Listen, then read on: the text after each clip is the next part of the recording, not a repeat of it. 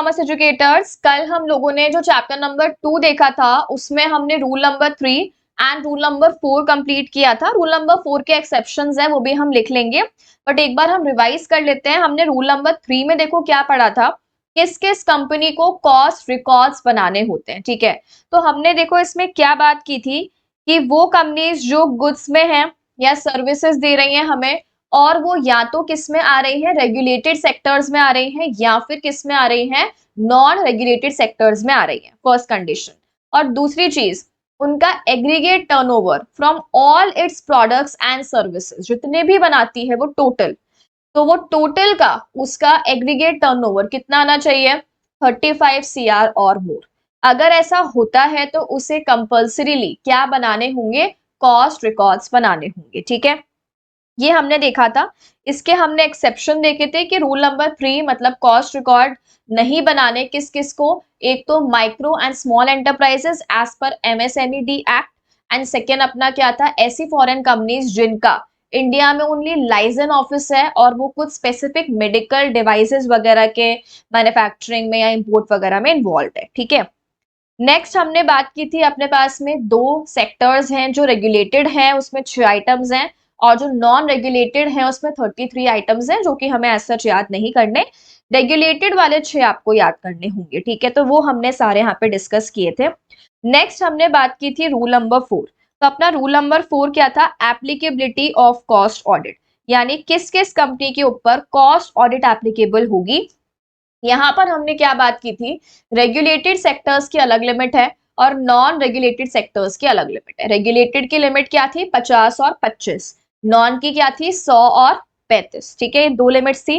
तो अगर हम बात करें रेगुलेटेड की, तो क्या था आपको याद होगा, ओवरऑल एनुअल टर्नओवर हमें लेना है all products, all its products. All में कौन कौन से आ जाएंगे, टेबल ए वाले भी आ जाएंगे, टेबल बी वाले भी आ जाएंगे, अदर्स वाले भी आ जाएंगे। ठीक है, कितना है, 50 करोड़ और मोर। एंड इसके साथ एक और कंडीशन है, इंडिविजुअल जो टेबल ए के हैं और टेबल बी के हैं, दोनों को कंबाइन करो और उसका कितना आना चाहिए, सिर्फ टेबल ए और टेबल बी का 25 करोड़ और मोर।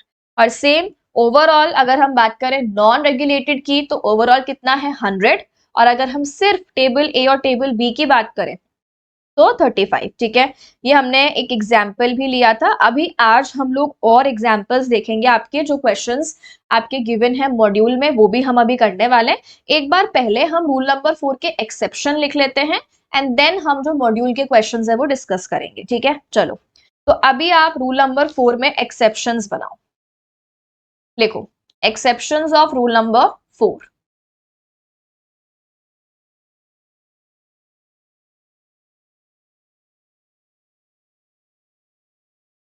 हेडिंग लिखो, एक्सेप्शंस या exemption from cost audit. Basically हम इसको ऐसे भी लिख सकते हैं या फिर हम इसको कैसे लिख सकते हैं, एक्सेप्शन ऑफ रूल 4, यानी इन कंपनीज पे रूल 4 एप्लीकेबल नहीं हो रहा है। इसका मतलब क्या है, इन कंपनीज को कॉस्ट ऑडिट करवानी है या ये एग्जेम्प्ट है, ये कंपनीज कॉस्ट ऑडिट से एग्जेम्प्ट है, इन कंपनीज को अपनी कॉस्ट ऑडिट नहीं करवानी। तो इसमें आप लिखो requirement of cost audit not apply to a company, requirement of cost audit not apply to a company which is covered under rule 3, which is covered under rule 3 and which is covered under rule 3 and 3 points बनाओ इसमें। First point लिखो, whose revenue from exports in foreign exchange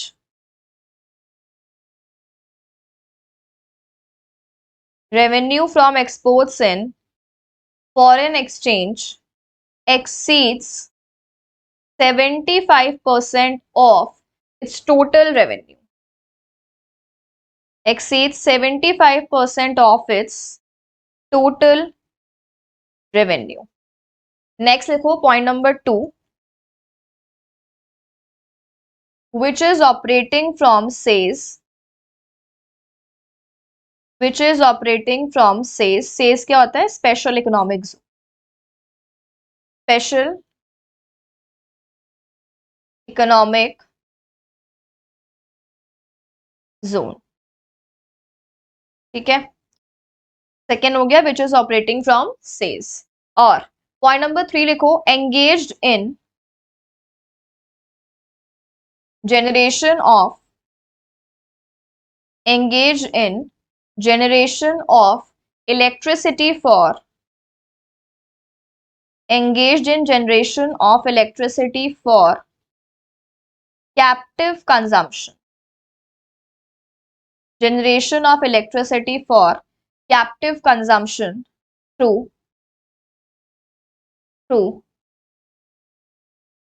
captive generating plant,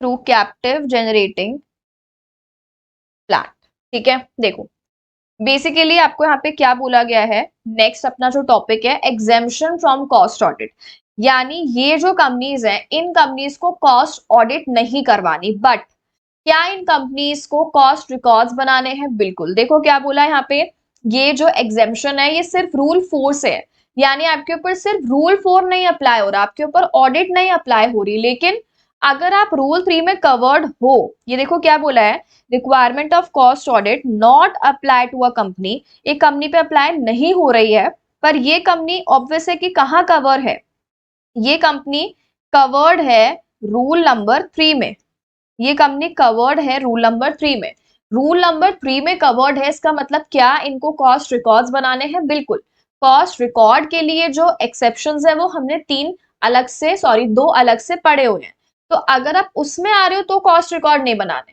but ये वाली company इस rule 3 में आ रही है तो इनको कॉस्ट रिकॉर्ड तो बनाने हैं, ऑडिट नहीं करवानी। तो ये आपको बहुत ही ध्यान से पढ़ना होगा कि किन कंपनीज को रिकॉर्ड्स ही नहीं बनाने, किन कंपनीज को रिकॉर्ड्स तो बनाने हैं बट ऑडिट नहीं करवानी। तो इन कंपनी को रिकॉर्ड्स तो बनाने हैं बिकॉज ये रूल 3 में आ रही है, बट इनको ऑडिट नहीं करवानी, ठीक है। चलो देखो फर्स्ट क्या बोला, ऐसी कंपनी जो कि क्या काम कर रही है, जो कि एक्सपोर्ट कर रही है, ठीक है। अब एक्सपोर्ट कर रही है तो ऑब्वियस सी बात है, हम इंडिया से बाहर कुछ सामान सेल कर रहे हैं तो हमें क्या मिल रहा होगा, फॉरेन एक्सचेंज मिल रहा होगा। तो क्या बोला, जो आप एक्सपोर्ट करके पैसा कमा रहे हो फॉरेन एक्सचेंज में, वो पैसा, वो रेवेन्यू आपके टोटल रेवेन्यू के 75% से ज्यादा होना चाहिए। मान लो मेरा टोटल रेवेन्यू 100 रुपए का आ रहा है और मेरा एक्सपोर्ट से रेवेन्यू 80 रुपए का आ रहा है, दैट मीन्स मेरा एक्सपोर्ट का रेवेन्यू मेरे टोटल रेवेन्यू के 75% से ज्यादा है। तो इस केस में क्या बोला, ऑडिट कराने की जरूरत नहीं है, बिकॉज आपका मेनली जो काम है वो इंडिया के बाहर का है, आपकी जो सेल्स है वो कहाँ की है, 75% से ज्यादा एक्सपोर्ट की सेल्स है, एक्सपोर्ट से पैसा आ रहा है, तो आपको ऑडिट कराने की कोई जरूरत नहीं है, ठीक है। बेनिफिट दे दिया बेसिकली। तो ऐसी कंपनी जो क्या कर रही है, एक्सपोर्ट कर रही है और उसका जो एक्सपोर्ट से रेवेन्यू आ रहा है वो टोटल रेवेन्यू के 75% से ज्यादा है। सेकंड तो सिंपल है, ऐसी कंपनी जो किस में काम कर रही है, सेज में। मैंने आपको ये पहले भी बताया हुआ है, सेज क्या होता है, special economic zone. Special economic zones क्या होते हैं, मतलब बेसिकली एक ऐसा एरिया होता है, गवर्नमेंट डिक्लेयर कर देती है कि ये एरिया सेज है, फिर उसमें गवर्नमेंट प्रमोट करती है नई नई इंडस्ट्रीज को, नए नए लोगों को कि आओ और यहाँ पे आप अपनी फैक्ट्री वगैरह खोलो, और गवर्नमेंट आपको बहुत सारे बेनिफिट्स देती है। तो बेसिकली सेज से भी बहुत सारा एक्सपोर्ट होता है, और सेज को बहुत सारी, मतलब सेज में जो भी इंडस्ट्रीज हैं उनको भी बहुत सारे जो है वो जैसे टैक्स बेनिफिट्स मिलते हैं और भी बहुत सारे बेनिफिट्स मिलते हैं लोन वोन के रिगार्डिंग।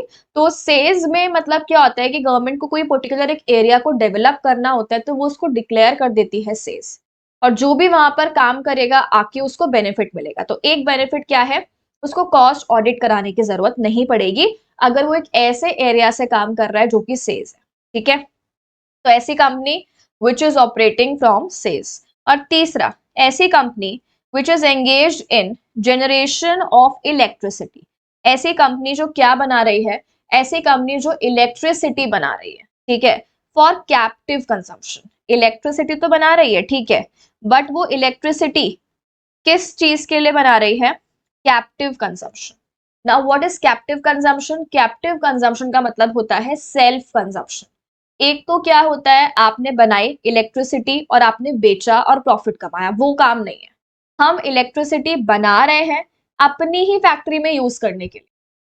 जैसे मान लो आपकी फैक्ट्री में जनरेटर्स वगैरह लगे हुए हैं, उसको चलाने के लिए हमें इलेक्ट्रिसिटी चाहिए, हम खरीदते हैं तो बहुत महंगा पड़ता है, हम खुद ही बना लेंगे। हम खुद ही बना लेंगे इलेक्ट्रिसिटी, पर हम उसको बेच नहीं रहे, हम वो इलेक्ट्रिसिटी बनाकर खुद के लिए ही यूज कर रहे हैं। तो अगर हमने इस पर्पस के लिए इलेक्ट्रिसिटी बनाई कि हम खुद के पर्पस के लिए ही यूज करेंगे, उसे हम बोलते हैं कैप्टिव कंजम्पशन। और उस केस में भी आपको कॉस्ट ऑडिट करवाने की जरूरत नहीं है। क्लियर है? तो ये तीन केसेस में कॉस्ट ऑडिट नहीं होगी। पहला, revenue from exports exceeding 75% of total revenue. दूसरा, ऑपरेटिंग फ्रॉम सेल्स। एंड तीसरा, आप इलेक्ट्रिसिटी तो बना रहे हो बट फॉर कैप्टिव कंजम्पशन। तो इन तीन केसेस में आपको ऑडिट कराने की जरूरत नहीं है। ठीक है, तो ये अपना यहाँ पे हो गया कंप्लीट रूल नंबर 4। तो नाउ अपना रूल नंबर 3 भी कंप्लीट है और अपना रूल नंबर 4 भी कंप्लीट है। ठीक है, अब मैंने आपको जैसा कहा था कि इसमें मॉड्यूल में आपको कुछ प्रैक्टिस क्वेश्चंस भी दे रखे हैं, वो हम एक बार अभी यहाँ पे डिस्कस कर लेते हैं कि रूल 3 और रूल 4 की एप्लीकेबिलिटी हम लोग कैसे चेक करेंगे। ऑल्सो मैंने भी आपको एक क्वेश्चन दिया था। ठीक है, तो आई होप आप लोगों ने वो किया होगा क्वेश्चन। ठीक है, आपको करके और मुझे व्हाट्सएप पे शेयर करनी है इसकी फोटोज। चलो, अभी हम यहाँ पे इसको डिस्कस कर लेते हैं।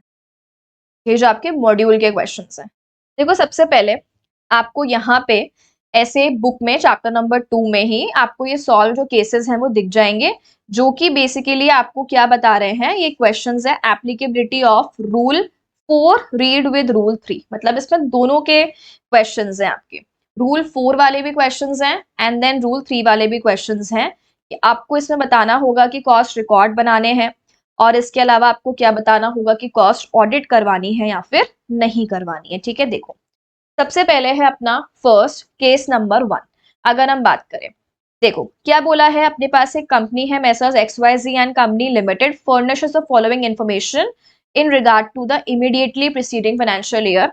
उसने हमें ये इंफॉर्मेशन दी है। ठीक है, देखो क्या इंफॉर्मेशन दी है हमें। सबसे पहले क्या बोला, आपको यहाँ पे टर्नओवर दे रखा है सबसे पहले टेबल ए प्रोडक्ट्स का। अब देखो ऑब्वियसली बात है, जो टेबल ए प्रोडक्ट्स है मतलब कौन सा सेक्टर हो गया, वो रेगुलेटेड सेक्टर। और जो टेबल बी प्रोडक्ट्स हैं वो कौन सा सेक्टर हो गया, अनरेगुलेटेड सेक्टर। क्लियर है? तो टेबल ए का कितना है, 6 करोड़, और टेबल बी का कितना है, 9 करोड़, और अदर मतलब जो ना तो रेगुलेटेड में आ रहे हैं ना ही नॉन रेगुलेटेड में आ रहे हैं। ठीक है, उसका कितना है, 18 करोड़। अब क्या बोला, सबसे पहले तो आपको ये चेक करना है कि एप्लीकेबल हो रहा है क्या। क्या एप्लीकेबल हो रहा है क्या, कॉस्ट रिकॉर्ड बनाना एप्लीकेबल हो रहा है क्या एज पर रूल 3, और कॉस्ट ऑडिट एप्लीकेबल हो रहा है क्या एज पर रूल 4। ऑब्वियसली बात है, जब तक कॉस्ट रिकॉर्ड्स ही एप्लीकेबल नहीं होंगे तब तक क्या कॉस्ट ऑडिट एप्लीकेबल होगी नहीं। तो सबसे पहला आपका स्टेप 1 क्या चेक करना रहेगा, स्टेप 1 आपका ये चेक करना रहेगा कि आपके कॉस्ट रिकॉर्ड बनते हैं या नहीं बनते हैं। ठीक है, चलो तो देखो अपना जो टेबल ए है रेगुलेटेड, उसका कितना है आपका 6, इसको प्लस करोगे। इसके बाद टेबल बी को प्लस करोगे। आपको याद है ना, सबका मिलाकर रेगुलेटेड, नॉन रेगुलेटेड और अदर्स तीनों का मिलाना है, क्योंकि उसमें क्या था, ओवरऑल टर्नओवर हमें चेक करना था from all its products and services. Overall कितना होना चाहिए, 35 करोड़ और मोर। ये था ओवरऑल कितना होना चाहिए, 35 करोड़ और मोर।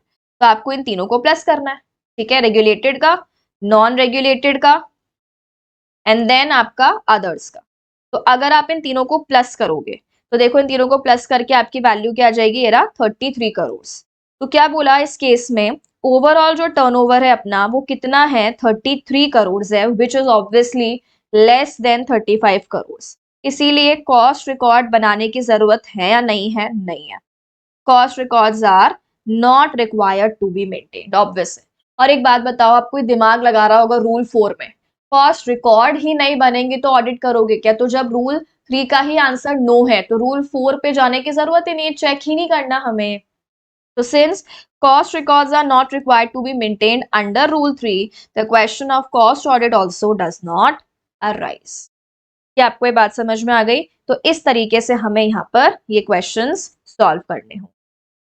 अब ऑब्वियसली बात है, इसमें आपको डायरेक्टली आंसर दे रखा है। अगर एग्जाम में ऐसा क्वेश्चन आता है तो सबसे पहले आपको प्रोविजन लिखना होगा, सबसे पहले आपको लिखना होगा रूल 3 के अकॉर्डिंग लिमिट्स, रूल 4 के अकॉर्डिंग लिमिट्स, फिर आप ये आंसर करोगे। क्लियर है?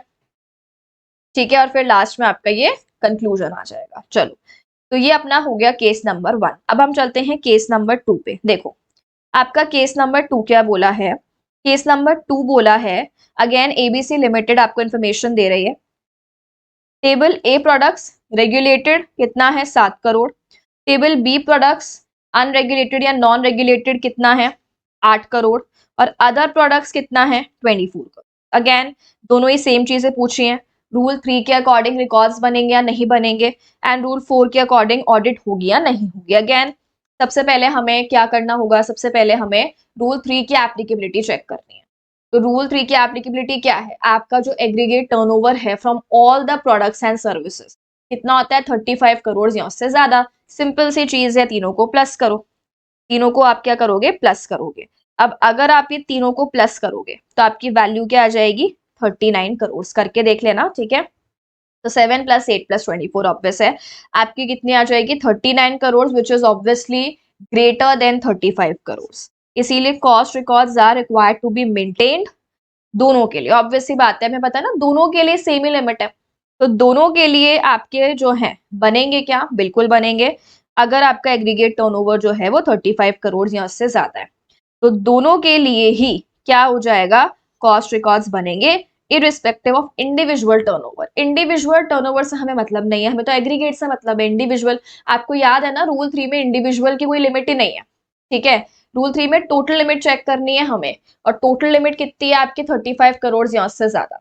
अगर आपकी ये लिमिट एक्सीड हुई तो दोनों के लिए बनेंगे, रेगुलेटेड के लिए भी बनेंगे कॉस्ट रिकॉर्ड्स और नॉन रेगुलेटेड के लिए भी बनेंगे कॉस्ट रिकॉर्ड्स। तो आई होप आपको रूल नंबर 3 वाला मतलब फर्स्ट वाला पॉइंट क्लियर होगा कि यस आंसर क्यों आया।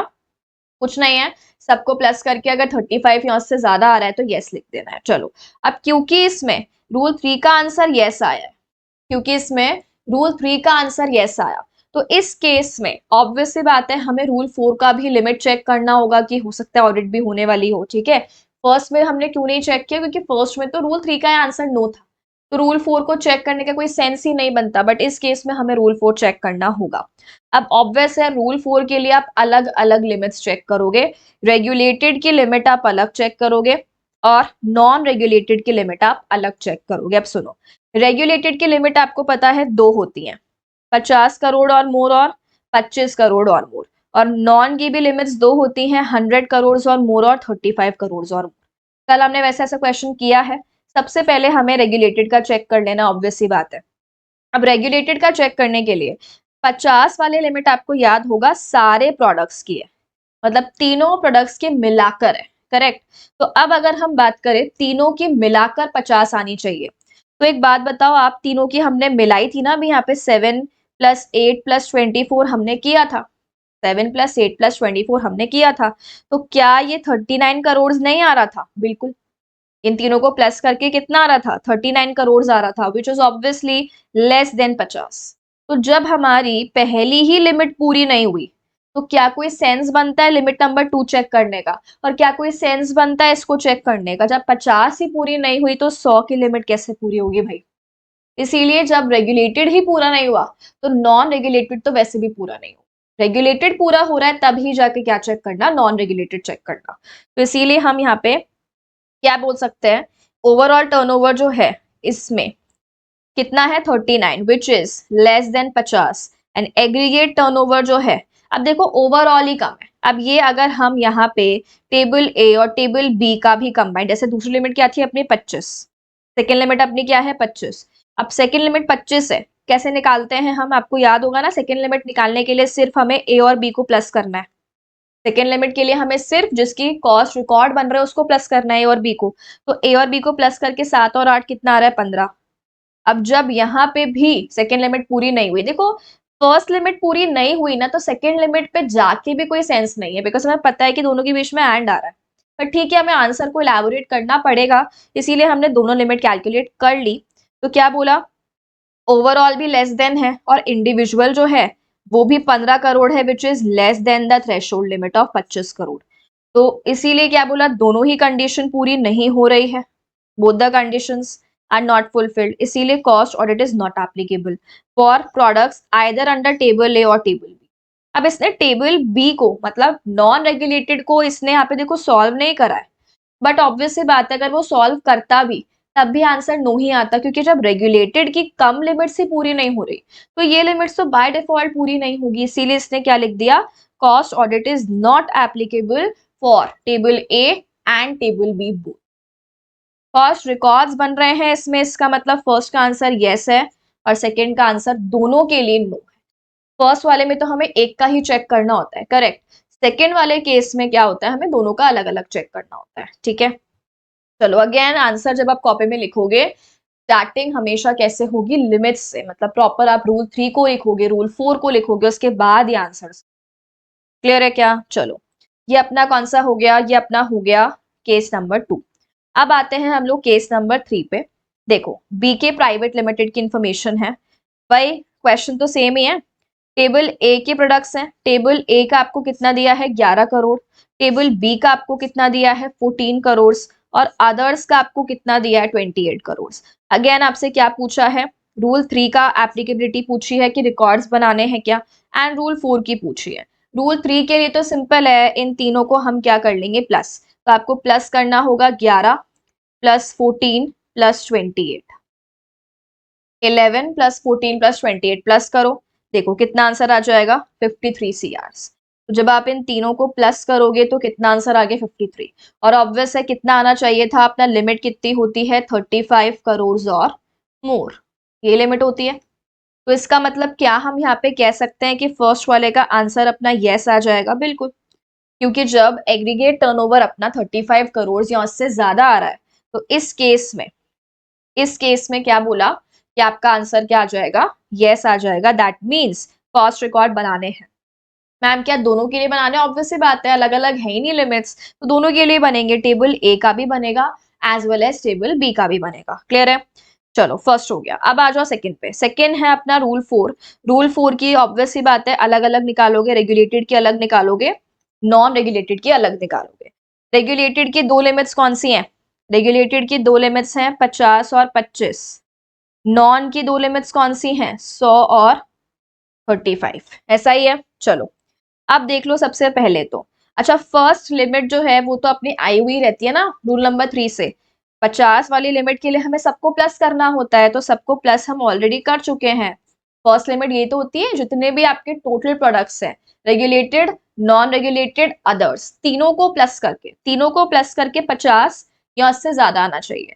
तीनों को प्लस करके कितना आ रहा है 53, मतलब पहली कंडीशन पूरी हो गई क्या, यस पहली कंडीशन पूरी हो गई।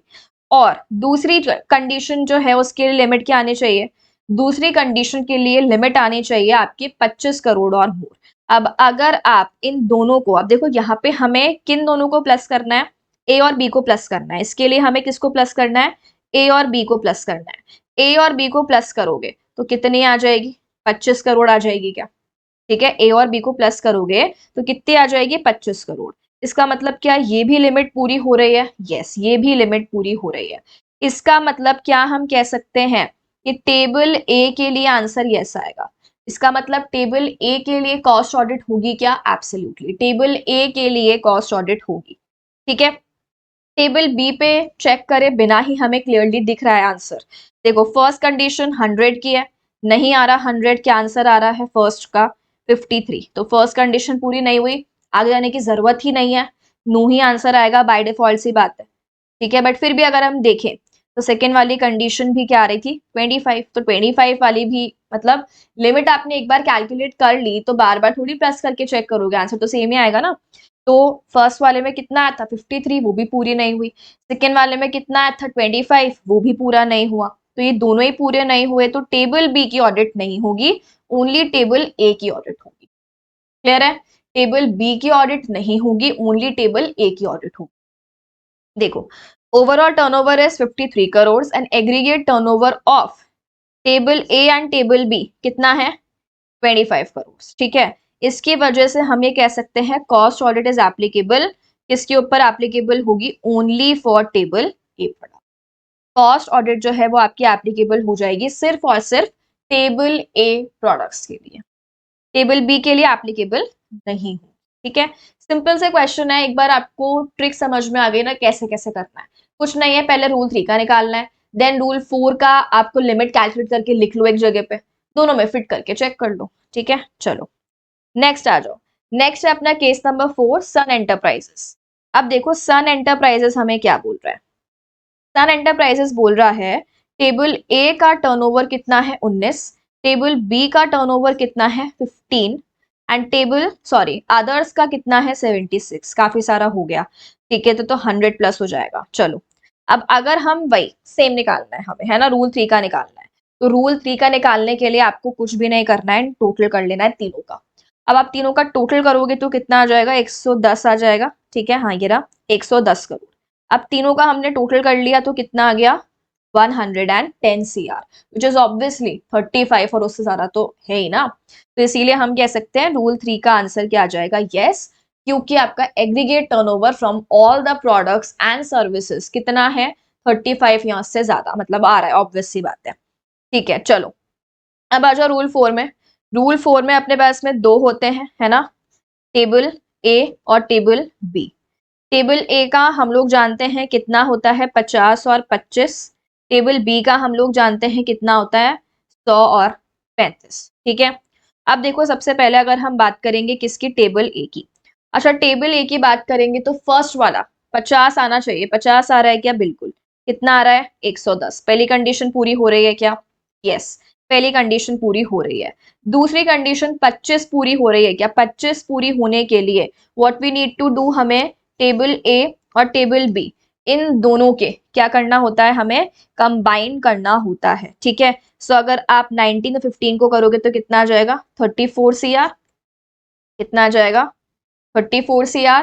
इसका मतलब हम यहाँ पे क्या कह सकते हैं कि अपनी फर्स्ट कंडीशन भी पूरी हो गई और अपनी सेकेंड कंडीशन भी पूरी हो गई। 50 से भी ज्यादा आ गया, 25 से भी ज्यादा आ गया। क्लियर है, इसका मतलब टेबल ए के लिए तो आंसर क्या आ जाएगा, टेबल ए के लिए तो आंसर आ जाएगा यस।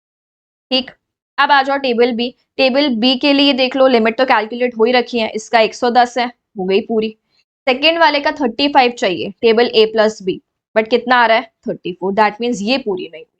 अब आप मुझे बताओ दोनों पूरी होनी चाहिए थी या एक ही पूरी होगी तो काम हो जाएगा, दोनों होनी चाहिए। दोनों पूरी नहीं हुई, एक ही पूरी हुई है, दैट मीन्स टेबल बी का आंसर अभी भी नो है। टेबल बी की अभी भी ऑडिट नहीं होगी, सिर्फ और सिर्फ ऑडिट टेबल ए की होगी। तो रिकॉर्ड्स बनेंगे क्या, यस, ऑडिट होगी क्या, ओनली फॉर टेबल ए होगी, टेबल बी की ऑडिट अभी भी नहीं होगी। ठीक है, चलो ये हो गया अपना केस नंबर 4। अब आ जाओ लास्ट ही अपना केस नंबर 5। देखो क्या बोला, अल्फा प्राइवेट लिमिटेड आपको ये फॉलोइंग इंफॉर्मेशन दे रहा है। ठीक है, अब अगेन टेबल ए है, टेबल ए का कितना 20, टेबल बी का कितना 22 एंड अदर का कितना है 63। सबसे पहले रूल 3 का निकालने के लिए क्या कर लोगे, सबको कंबाइन कर लोगे, प्लस करो, कितना आ रहा है प्लस करके 105 करोड़। ठीक है, अब एक बात बताओ यहाँ पे कितना चाहिए हमें, 35 करोड़ या उससे ज्यादा, इतना ही चाहिए। क्या हो रहा है, पूरा ऑब्वियस सी बात है पूरा हो रहा है। इसका मतलब क्या, रूल 3 में रिकॉर्ड्स बनेंगे क्या, यस। चलो रूल 4 में आ जाओ, रूल 4 की दो लिमिट्स लिखो फटाफट। क्या है रूल 4 की, सबसे पहले ए की दो लिमिट क्या है अपने पास में 50 और 25, बी की दो लिमिट्स क्या है अपने पास में 100 और 35। ठीक है, चलो दोनों के केस में फर्स्ट लिमिट तो पूरी हो ही रही है, ये 100 105 है, ये भी पूरी हो गई, यहाँ पे भी 105 है, ये भी पूरी हो गई। ठीक है, चलो अब आ जाओ नेक्स्ट। नेक्स्ट हमें क्या करना है, टेबल ए और बी को कंबाइन करना है। ए और बी को कंबाइन करोगे तो कितना आ जाएगा 42 करोड़। कितना आ जाएगा 42 करोड़। अब क्या हम कह सकते हैं, यहाँ पे सेकेंड कंडीशन भी पूरी हो गई, ऑब्वियस है 25 चाहिए और 42 है, इसका मतलब टेबल ए की ऑडिट होगी क्या, यस। नेक्स्ट आ जाओ, यहाँ पर भी 42 करोड़ है, इसका मतलब ये भी पूरी हो गई, तो टेबल बी की भी ऑडिट होगी क्या इस केस में, यस, टेबल बी की भी ऑडिट। अभी तक जो भी हमने 2-3 केसेस पढ़े थे उसमें ओनली टेबल ए की ऑडिट हो रही थी, अभी यहाँ पे टेबल ए की भी होगी, बी की भी होगी, रिकॉर्ड भी बनी रहे, ऑब्वियस सी बात है। तो इस तरीके से जितने क्वेश्चंस प्रैक्टिस करते हैं उतना क्लियर हो जाता है। इसमें आपको सारे केसेस दे दिए, कि कब सिर्फ रिकॉर्ड बनाने हैं, कब रिकॉर्ड भी नहीं बन रहे, कब ओनली रिकॉर्ड बन रहे हैं, कब सिर्फ टेबल ए की हो रही है, कब टेबल बी की हो रही है, कब दोनों की साथ में हो रही है। ठीक है, तो ये आपके सारे जो मॉड्यूल के केसेस थे वो अपने हो गए हैं कंप्लीट। ठीक है, इसके अलावा जो पास्ट एग्जाम क्वेश्चंस हैं वो तो हम अपने चैप्टर कंप्लीट होने के बाद डिस्कस कर ही लेंगे। ठीक है, चलो ओके, अब हम आ जाते हैं अपने टॉपिक पे। अब हम लोग यहाँ पे थे, हम लोग क्या पढ़ रहे थे, हम लोग पढ़ रहे थे basically exceptions of rule number 4। तो ये हमने यहाँ पे कंप्लीट कर लिया था कि ये जो 3 केसेस हैं, इन 3 केसेस में क्या हमें ऑडिट करवाने की जरूरत है? नहीं, इन तीनों केसेस में हमें ऑडिट करवाने की जरूरत नहीं है। ठीक है, चलो अब आ जाओ आप नेक्स्ट टॉपिक पे। अच्छा, अपना rule number 3 is done, rule number 4 is done. अब अपना क्या आएगा? रूल नंबर 5 आएगा। रूल नंबर 5 मैंने आपको कल बताया था, सिंपल सा है, मेंटेनेंस ऑफ कॉस्ट रिकॉर्ड्स। ठीक है, रूल नंबर 5 में हमें क्या लिखना है कि कॉस्ट रिकॉर्ड जो है वो मेंटेन होगा, उसका फॉर्मेट क्या है, फॉर्म क्या है, CRA 1। तो मैं 2-3 बातें और लिखनी है, बाकी मेन उसका क्या है, CRA 1 आपका फॉर्म है। ठीक है, चलो बनाओ रूल नंबर 5, हेडिंग लिखो rule number 5।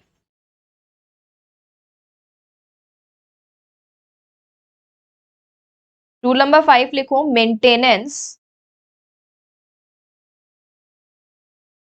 Maintenance of cost records, maintenance of cost records. चलो इसमें 3 पॉइंट्स आएंगे आपके, लिखो। Point number 1, every company covered under Rule 3, every company covered under Rule 3 and all its units and branches, every company covered under Rule 3 and all its units and branches shall maintain cost records, shall maintain cost records in CRA 1, shall maintain cost records in CRA 1 in respect of each financial year, in respect of each financial year। ठीक है, point number 2 लिखो, cost records shall be maintained, cost records shall be maintained on regular basis, cost records shall be maintained on regular basis in a manner, regular basis in a manner that facilitate calculation, that facilitate calculation of per unit cost, that facilitate calculation of per unit cost of production, operations, sales,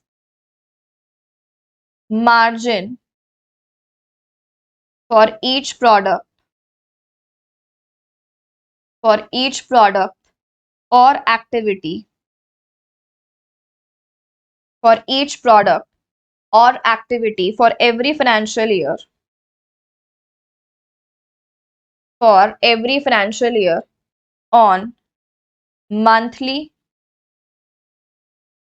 quarterly, monthly, quarterly, half yearly or annual basis।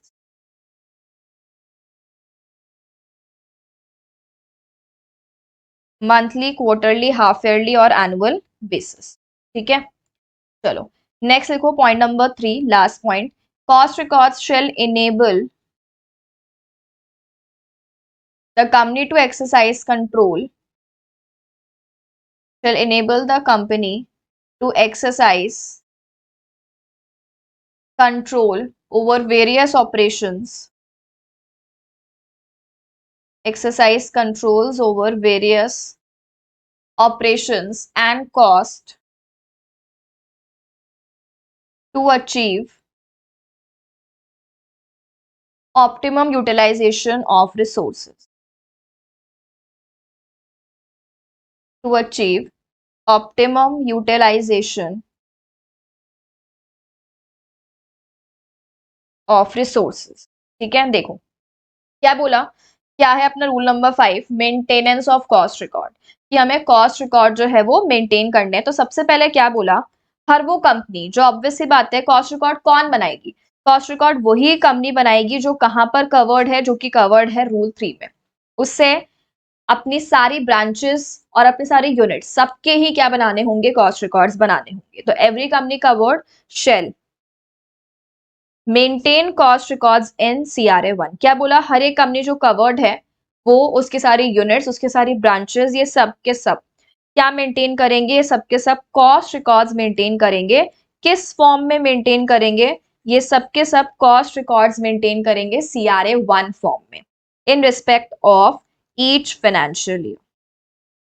का मतलब हर एक साल में, obviously बात है, financial statements होते हैं, financial statements भी तो हर साल के बनते हैं। तो सिमिलरली वैसे ही क्या बोला, कॉस्ट रिकॉर्ड्स भी आपके हर साल के बनेंगे। तो हर कंपनी जो कि रूल 3 में कवर्ड है, उससे अपनी सारी ब्रांचेस और सारे यूनिट्स को मिलाकर क्या बनाने हैं, उसे कॉस्ट रिकॉर्ड्स बनाने पड़ेंगे। किस फॉर्म में, फॉर्म क्या है आपका CRA1। ठीक है, ये फॉर्म हमें याद करना है। चलो नेक्स्ट आ जाओ, बाकी तो सिंपल से 2 पॉइंट्स है। क्या बोला, कॉस्ट रिकॉर्ड्स जो होंगे वो आपको कैसे मेंटेन करने हैं, रेगुलर बेसिस पे ही मेंटेन करने, ऑब्वियस सी बात है। और आपके कॉस्ट रिकॉर्ड्स इस तरीके से होने चाहिए इजीली हम उससे कैलकुलेट कर पाए, मतलब रिकॉर्ड्स ऐसे हो जैसे आपके कैसे बनते हैं फाइनेंशियल स्टेटमेंट्स के, हम इजीली असेट्स जो है वो देख पाते हैं, लायबिलिटीज हम लोग देख पाते हैं, ठीक है, प्रॉफिट एंड लॉस हम लोग देख पाते हैं, एक्सपेंसेस हम लोग देख पाते हैं, इनकम हम लोग देख पाते हैं। वैसे यहाँ पे भी क्या बोला, आपके कॉस्ट रिकॉर्ड्स ऐसे होने चाहिए जो कि क्या फैसिलिटेट करे, जिसकी वजह से क्या हो, कैलकुलेशन किसका, पर यूनिट कॉस्ट। अब पर यूनिट कॉस्ट किस किस चीज की, प्रोडक्शन, ऑपरेशन, सेल्स, मार्जिन कितना रहता है, तो ये सारी चीजों का कैलकुलेशन आप इजीली कर पाओ। ठीक है, हर एक प्रोडक्ट का, हर एक एक्टिविटी का जो आप कर रहे हो, हर प्रोडक्ट का, हर एक्टिविटी का हमें पर यूनिट कॉस्ट कितना आ रहा है, प्रोडक्शन का, सेल्स का, ये सब कुछ हमें पता होना चाहिए। ठीक है, और ये हमें हर फाइनेंशियल ईयर के लिए करना, ऑब्वियस सी बात है। ये रिकॉर्ड्स जो है वो आप या तो कैसे बना लो, मंथली बनाते हो या क्वार्टरली बनाते हो, हाफ ईयरली बनाते हो, एनुअली बनाते हो, जैसा भी आप बना रहे हो, हमें तो पर यूनिट कॉस्ट पता होनी चाहिए, ऐसे रिकॉर्ड्स बनाने हैं। और लास्ट क्या बोला, कि ये जो आपके कॉस्ट रिकॉर्ड्स है, ऑब्वियस सी बात है, इससे हमें पता चलेगी कॉस्ट कितनी है। तो अगर हमें कहीं पर लग रहा है कि बहुत ज्यादा कॉस्ट आ रही है, तो ऐसे रिकॉर्ड्स जो है वो कंपनी को हेल्प करेंगे कि वो कंट्रोल एक्सरसाइज कर पाएगी, किसके ऊपर, वेरियस ऑपरेशंस के ऊपर कंट्रोल कर पाएगी, जिससे कॉस्ट कटिंग हो सके। ठीक है, कि इस तरीके से वो कॉस्ट को बेसिकली कम करेगी, जिससे हमारे रिसोर्सेज का क्या होगा, ऑप्टिमम यूटिलाइजेशन। मैंने आपको पहले भी कहा था चैप्टर 1 में कि ये ऑप्टिमम यूज ऑफ रिसोर्सेज तो एक बेसिकली ऑब्जेक्टिव है, रिकॉर्ड्स बनाने का भी, ऑडिट करने का भी। हम चाहते हैं हमारे रिसोर्सेज का मिनिमम से मिनिमम वेस्टेज हो, मिनिमम से मिनिमम कॉस्ट आए और लॉसेज हो, और मैक्सिमाइज हो सके आउटपुट, बेनिफिट्स, प्रॉफिट्स। क्लियर है, तो ये पूरा जो है आपका ऑब्जेक्टिव अचीव होना चाहिए, तो ये चीज हमें ध्यान रखनी है। तो मोस्ट इंपॉर्टेंटली आपको क्या ध्यान रखना है, CRA1 फॉर्म, कि अपने कॉस्ट रिकॉर्ड्स किस फॉर्म में बनते हैं, CRA1 फॉर्म में बनते हैं। ठीक है, चलो तो ये अपना हो गया रूल नंबर 5, इतना सही था। तो अपने 3 रूल्स हो चुके हैं अभी, कौन कौन से, rule number 3 cost records done, rule number 4 cost audit is done, and then rule number 5 अपना maintenance of cost records is also done. अब हम लोग आ जाते हैं किसके ऊपर, अब हम लोग आ जाते हैं अपने रूल नंबर 6 के ऊपर। ठीक है, चलो बनाओ heading rule number 6। Rule number 6 में कॉस्ट ऑडिट से रिलेटेड कुछ कुछ टॉपिक्स आएंगे। ठीक है, चलो सबसे पहले आप इसे बनाओ first topic, appointment of cost auditor. First topic क्या है इसमें, अपॉइंटमेंट ऑफ कॉस्ट ऑडिटर। देखो आपको ये चीज याद रखनी है, जो भी अपना कौन सा होता है, एक तो स्टैट्यूटरी ऑडिटर होता है, एक अपना कॉस्ट ऑडिटर होता है, इंटरनल होता है, सेक्रेटेरियल होता है। तो आपको ये चीज याद रखनी है कि जो स्टैट्यूटरी ऑडिटर है, स्टैट्यूटरी ऑडिटर के केस में मेंबर्स अपॉइंटमेंट करते हैं, उसमें भी आपको अगर याद हो, फर्स्ट ऑडिटर को अपॉइंट कौन करते हैं? बीओडी। स्टैट्यूटरी में फर्स्ट को कौन अपॉइंट करते हैं? बीओडी। एंड देन सब्सिक्वेंट जो भी आते हैं सेकंड, थर्ड एंड ऑनवर्ड्स, उन सबको कौन अपॉइंट करते हैं? मेंबर्स इन जनरल भी।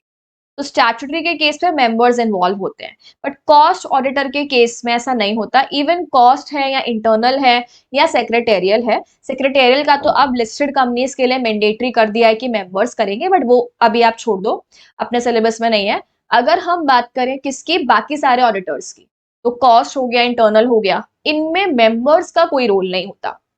इस केस में अपॉइंटमेंट कौन करेगा? इस केस में अपॉइंटमेंट करेगा बोर्ड ऑफ डायरेक्टर। समझ में आई बात? इसका मतलब स्टैट्यूटरी के केस में तो फर्स्ट के अलावा बाकी सब ऑडिटर्स का अपॉइंटमेंट कौन करते हैं? Members in general meeting. But cost auditor के केस में बीओडी ही अपॉइंटमेंट करते हैं। क्या मेंबर का रोल है अपॉइंटमेंट में? नहीं। ठीक है, तो ये हमें याद रखना है। चलो, तो इसमें लिखो अपॉइंटमेंट में with in 180 days, within 180 days of commencement, within 180 days of commencement of every financial year. And second point लिखो before appointment,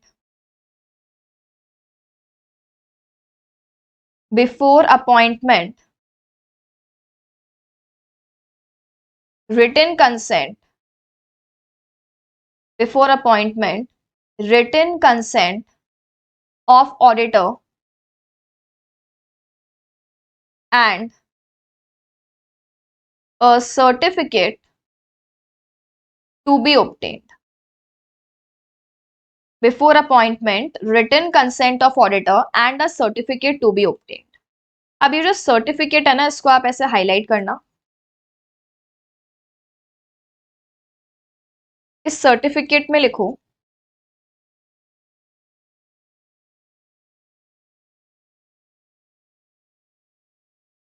फर्स्ट पॉइंट लिखो इसमें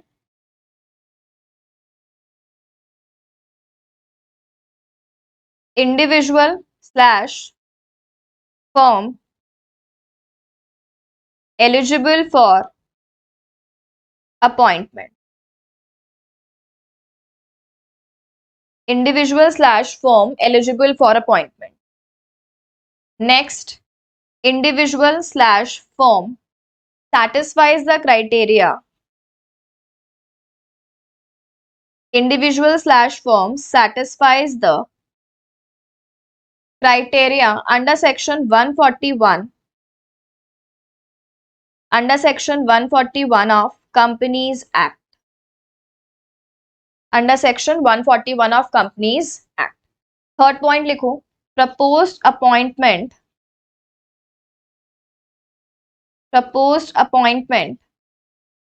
is within the limits. Proposed appointment is within the limits laid under the Act. Within the limits laid under the Act. और last point लिखो list of proceedings,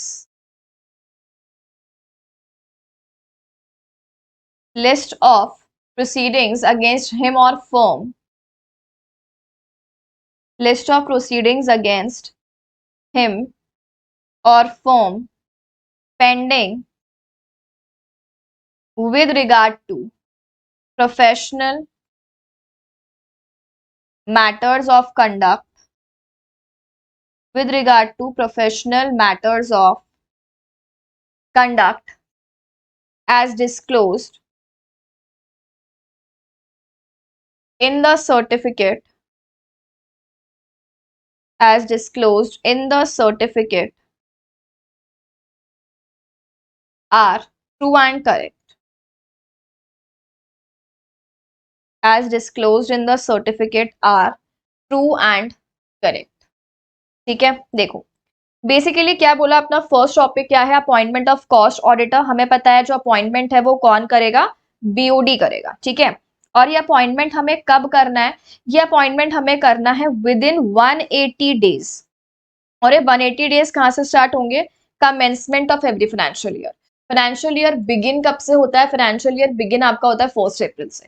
तो 1 अप्रैल से लेके 180 दिनों के अंदर अंदर आपको appointment of cost auditor for that particular financial year कर लेना है। ठीक है, सो क्या बोला, फाइनेंशियल ईयर स्टार्ट होने के 180 डेज में अपॉइंटमेंट हो जाना चाहिए। ठीक है, चलो इसके अलावा क्या बोला कि अगर आप उसको अपॉइंट कर रहे हो तो ऑब्वियस सी बात है आप किसी भी बंदे को ऐसे मारपीट करके तो लेके नहीं आ जाओगे कि आ जाओ हमारी ऑडिट कर दो, नहीं। जिस भी पर्सन को हम अपॉइंट करेंगे एज कॉस्ट ऑडिटर, उस पर्सन की हम लोग क्या लेंगे, उस पर्सन की हम लोग लेंगे रिटन कंसेंट कि भाई वो बंदा रेडी है हमारी कंपनी की ऑडिट करने के लिए। करेक्ट है। और साथ में हम उससे क्या लेंगे, एक सर्टिफिकेट भी लेंगे। अब अगर आपको इंटर में स्टैट्यूटरी ऑडिट अगर आपने चैप्टर अच्छे से पढ़ा होगा तो ये सेम ही पॉइंट्स हैं जो अपने स्टैट्यूटरी ऑडिट में आते हैं। अच्छा, बहुत सारे प्रोविजंस जो हम स्टैट्यूटरी ऑडिट में पढ़ते हैं वो एज इट इज एप्लीकेबल हो जाते हैं कॉस्ट ऑडिटर।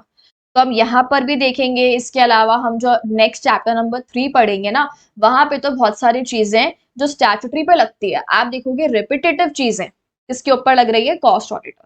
तो अगर आपने इंटर में अच्छे से पढ़ा होगा तो आपको यहाँ पे सब चीजें याद आ जाएंगी। ठीक है, चलो तो क्या बोला, ये सेम टॉपिक है जो वहां पर भी एप्लीकेबल होता है कि अपॉइंटमेंट से पहले हमें उसकी क्या लेनी होती है, एक तो राइटिंग में कंसेंट की भाई वो रेडी है हमारी कंपनी की ऑडिट करने के लिए।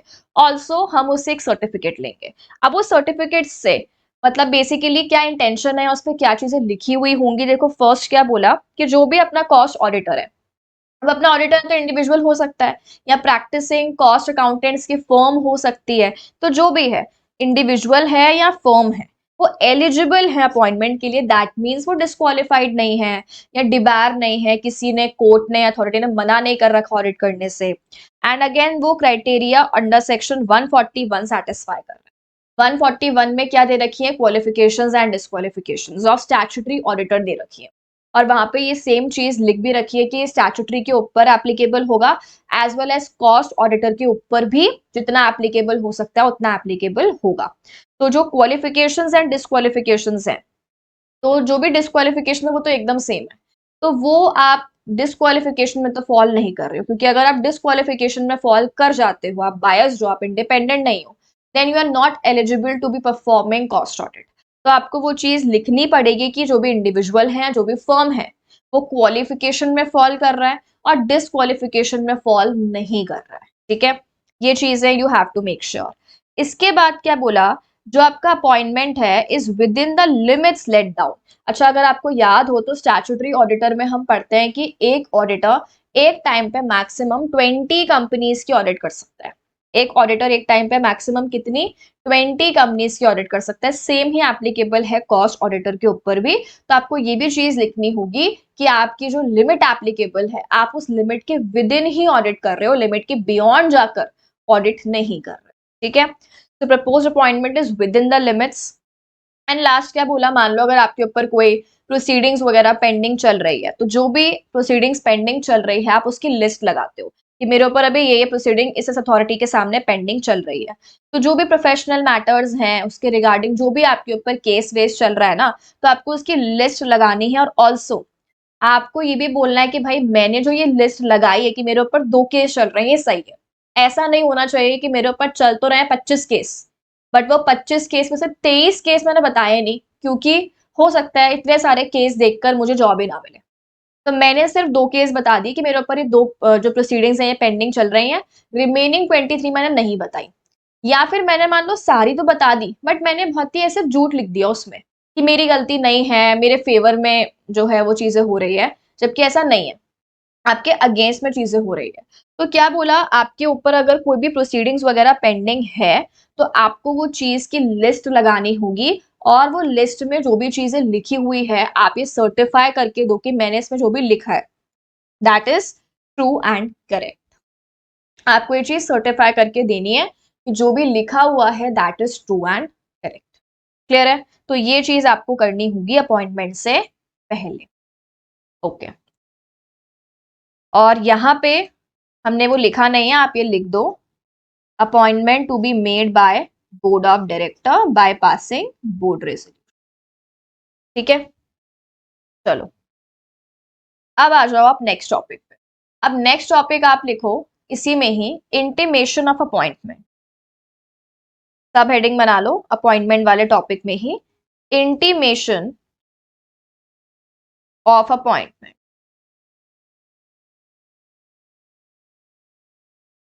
अब आपका अपॉइंटमेंट हो गया तो ये चीज हमें बतानी होती है, ठीक है। चलो इसमें लिखो सबसे पहले कंपनी, कंपनी में अपॉइंटमेंट होगा, appointment made, then inform electronically, inform CRA2, inform CRA2। और ये हमें चीज किसको बतानी है, CG को बतानी है। Inform electronically, inform CRA2 to CG within 2 point बनाओ। फर्स्ट लिखो 30 days फ्रॉम बोर्ड मीटिंग,